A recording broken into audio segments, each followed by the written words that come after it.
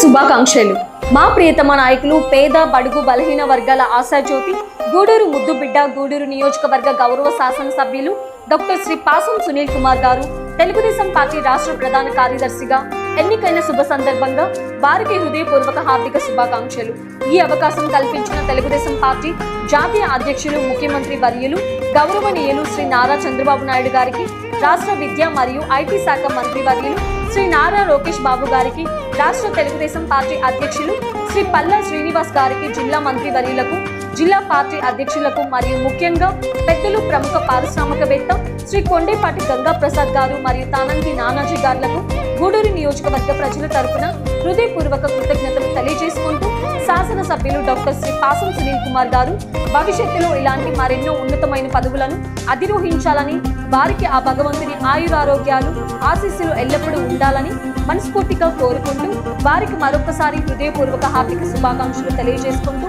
మీ ఆరికట్ల మస్తాన్ నాయుడు గారు, తెలుగుదేశం పార్టీ గూడూరు పట్టణ ఉపాధ్యక్షులు మరియు శ్రీ పేపల్ల అమరయ్య నాయుడు గారు, శ్రీ శ్రీ శ్రీ ప్రసన్న వెంకటేశ్వర స్వామి దేవస్థానం ట్రస్ట్ బోర్డు సభ్యులు, గూడూరు.